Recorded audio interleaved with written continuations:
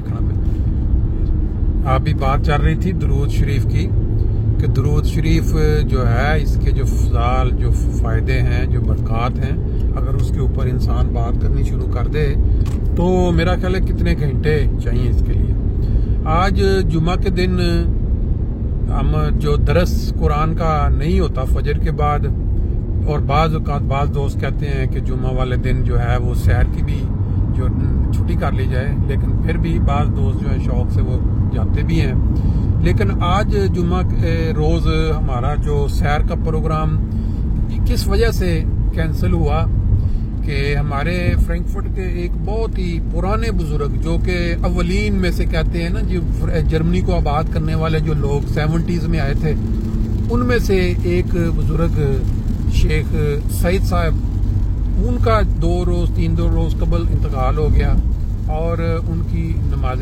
जनाजा बैतुल में कल अदा की गई। उनकी आज जुमा वाले दिन बाबरकत दिन उनकी आज तदफीन है फ्रैंकफर्ट साउथ कब्रिस्तान में। तो हमारे जो सैर वाले लोग थे उन्होंने ये फैसला किया कि हम आज सैर पे नहीं जाते, बल्कि आज हम इस तरह करते हैं, लेट हो जाएंगे क्योंकि सुबह सुबह तदफीन है, हम इकट्ठे जो है ना सारे वहाँ तदफीन के लिए चलते हैं। ये देखें, इकट्ठे सैर करने की या इज्तिमाई कोई काम करने के कई फवायद हैं। अब ये जो एक नमाज जनाजा में कल शिरकत की सब ने, और आज जो तदफीन के लिए हम जा रहे हैं, इसमें भी आप अगर गौर करें बहुत बड़ा ये इज्तिमाई सैर और जो ग्रुप है ये सारा उसका नतीजा या बरकत कह लें। एक प्रोग्राम इकट्ठा बना, अभी 8-10 अफराद जो हैं 2-3 गाड़ियों पे हम वहाँ उनकी तदफीन के लिए जा रहे हैं कब्रिस्तान की तरफ। साथ साथ आप जो है मोटरवे के नज़ारे देख रहे हैं जो कि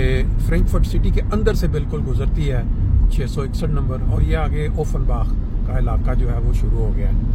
हम मोटरवे पे आगे जाने की बजाय ओफनबाख थोड़ा सा हिस्सा, और फिर आप रास्ता भी देख सकते हैं कि अगर इस कब्रिस्तान में जहाँ के सैकड़ों की तादाद में अहमदियों की कब्रें मौजूद हैं, उधर जाना हो तो ओफनबाख काइजर लाइन में बंदा उतर जाए और फिर यहाँ ओबरआर्ड वाली डायरेक्शन लेके तो वो ओफनबाखर लैंड स्ट्रीट के ऊपर होता हुआ जो है वो फ्रैंकफर्ट सिटी का जो रश है, अगर हम उधर से जाते हैं तो कोई बात नहीं कि हम उस ट्रैफिक में घंटा फंसे रहते हैं। बहरहाल ये रास्ता भी इसी बहाने आप देख सकते हैं। बात चलते चलते एक प्रोग्राम नजर से गुजरा कल। हमारे एक बहुत ही प्यारे दोस्त, बचपन से क्लास फेलो भी रहे हैं, मोहतरम भट्टी साहब, अपना कौन सा पूरा नाम है अपना उनका, ताहिर अहमद भट्टी साहब, उनका प्रोग्राम होता है इसके ऊपर यूट्यूब पे ऊपर वो करते हैं रेगुलरली।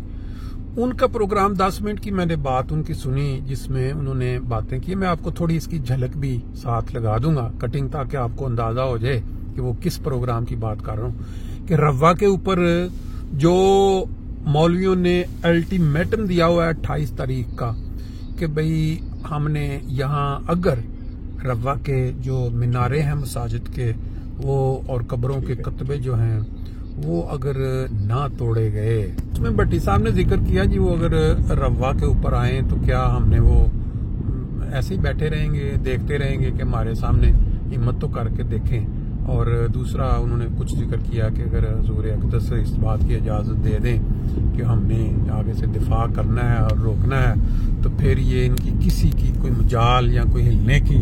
और फिर इसी तरह ये कि मगर क्योंकि ये जो अदारे हैं, ये जो एजेंसियां हैं ये करवा रही हैं तो इनको असल में वो हैं कसूरवार मुजरिम, ये तो आगे उनके प्यादे हैं जो आगे का ये कुछ चीजें उन्होंने। और उसके ऊपर मैंने देखा काफी लोगों की जो रिस्पांस है वो काफी इस तरह का, हाँ भी ये वाकई ये जो जिस तरह इंसान के लाजमी बात है जज्बात होते हैं, और हमने बचपन रवा में गुजारा हुआ है, हमें पता है कि उस जमाने में क्या हालात थे पाकिस्तान के। कुछ ना कुछ शरीफ लोग वहाँ जिंदा थे, वो मौजूद थे जिनके दिलों में खुदा का खौफ और कुछ ये इज्जत थी कि जो लोग अल्लाह ताला की इबादत करने वाले हैं, नबी पाक सल्लल्लाहु अलैहि वसल्लम पे ईमान लाने वाले हैं, खा उन्होंने ये मान लिया है कि इमाम महदी तशरीफ ला चुके हैं, वो इस तरह के मुतशद्दिदाना इक़दाम नहीं करते थे, ना वो कब्रों पे हमले, ना वो कब्रों मसाजिद के मना। लेकिन ये जो बात है ना कि अगर ये वो बगैर पुलिस के आए और फिर वो आके दिखाएं और फिर हम देख लेंगे, और फिर इसके ऊपर जज्बात तो हर किसी के हैं, हर अहमदी का यही जज्बा है। लेकिन जो रियलिटी है वो ये कहती है कि जिस जगह पे आप मौजूद हैं, जिस देश में आप मौजूद हैं, उन्होंने कादियान का भी हवाला दिया था कि 313 लोगों ने उस वक्त किस तरह उसकी हिफाजत की, कादियान की, और वहाँ पे वो जो लोग थे हमलावर जिन्होंने ट्रेनों के वो पूरी ट्रेनें कत्ल कर दी थी। ये सारी बातें जज्बाती तौर पे बिल्कुल उनकी ठीक है और था भी ऐसे। लेकिन आज के दौर में जिसमें हम गुजर रहे हैं, इसको अगर फैक्ट्स को सामने रख के देखें, हकीकत को सामने रख के देखें, तो वो हालात नहीं रहे पाकिस्तान के।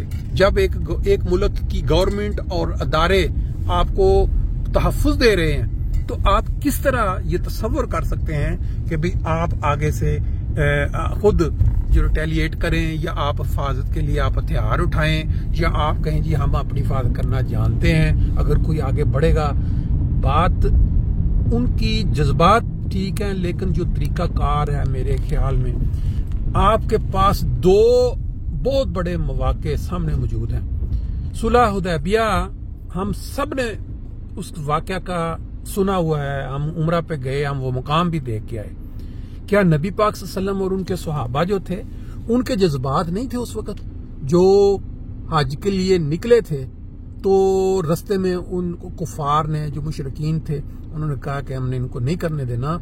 तो वो जो सुलह हुदैबिया की जो शराइत थी, आज अगर उसको आप देखें तो बिल्कुल ही गैर इंसाफ और कोई उसके अंदर नहीं था। लेकिन नबी पाक सल्लल्लाहु अलैहि वसल्लम ने वो एक्सेप्ट की, और सहाबी इस चीज पे नाराज थे, और उन्होंने अपनी जो कुर्बानियां नहीं उस वक्त तक ज़बा की जब तक नबी पाक सल्लल्लाहु अलैहि वसल्लम ने पहले अपनी नहीं की।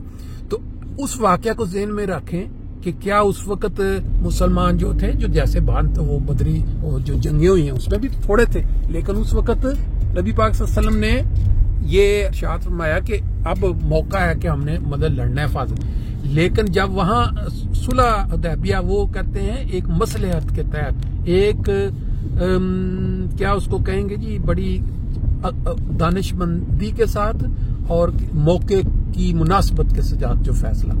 फिर जो मक्का पे जब वो एक जो उस जमाने की बड़ी फौज, क्या नाम था उसका, उस बादशाह का जिसने चढ़ाई की थी, तो जो उसके हिफाजत करने वाले थे, उन्होंने कुछ नहीं मांगा उससे, उसने कहा जी मेरे ऊंट वापस दे दो। तो वो बड़ा हैरान हुआ, अबरा। तो खुदा, उन्होंने कहा ये काबा जो है ये खुदा का घर है, तो खुदा जाने वो मदद वो उसकी बात। तो फिर क्या हुआ था उसके साथ? इसलिए बात यह है कि रब्वा के ऊपर जो मौलवियों ने जो अटैक करने का अल्टीमेटम दिया हुआ है, इसमें वो तो ये चाहते हैं कि कोई एक बंदा मर जाए, कोई एक इनका क्लैश हो। पूरे पाकिस्तान के अंदर आपको पता है कि कितने हजार या कितने लाख अहमदी हैं, जो मुख्तलिफ कहीं किसी गांव में एक घर है, किसी में 4 घर है। तो फिर उनका आप ज़हन में सोचें, आप उनको देखें। ये तो उनकी बकायदा प्लानिंग है 74 वाली, आपके सामने है वाकया सारा, उसमें तो कोई बात ही नहीं है। तो इसलिए इस तरह की बातें जो हैं ये जज्बाती तौर पे कर लेना बाहर बैठ के बड़ा आसान है, लेकिन जज्बात को ठंडा करना चाहिए और ये लॉजिकली समझाना चाहिए कि ये वक्त का जो तकाजा है, जो वक्त है। देखें ये मसाजिद के मीनार ये खुदा के घर हैं। अहमदियों ने उनको अगर वो आके ये अपनी हरकत करेंगे, उनको गिराने की करेंगे और साथ हुकूमत होगी या स्पाई, तो आप खुदा के आगे ये हमेशा यही रहा कि गड़गड़ाना है। अब ये आप पे है कि आप कितना गड़गड़ाते हैं और खुदा कब आपकी दुआएं सुनता है और कब इनके ऊपर वो अजाब नाजिल करता है या इनको कब, ये तो खुदा का मामला है क्योंकि खुदा के घर है। लेकिन अगर उनकी हिफाजत, मीनारों की हिफाजत या कलमा की हिफाजत के लिए आप उनके 4 बंदे भड़का देते हैं और पूरे पाकिस्तान में उसके बदले में आपके लाखों जो हैं वो शहीद, तो ये तो कोई दानिशमंदाना फैसला नहीं है। ले जी अब हम पहुंच गए हैं तकरीबन करीब। बाकी रहा कि कल सर ये क्या कहते हैं, ये सक्सन हाउजन का इलाके में हम दाखिल हो चुके हैं। जैसे मैंने बताया था ओफनबाख लांडस्ट्रासे से होते हुए ये रास्ता हमें मेरा ख्याल है 15 मिनट भी नहीं लगे आते हुए ना, तो उस लिहाज से फिर ये ठीक है, मुनासिब रास्ता है कि इंशाल्लाह। बाकी हमारे पास अभी पौना घंटा मौजूद है, थोड़ा हम जाके कब्रों की एक एक क्या कहते हैं आराम से तसल्ली से दुआ करते हैं जितनी देर में ये अगला जो तदफीन की तैयारी शुरू होगी।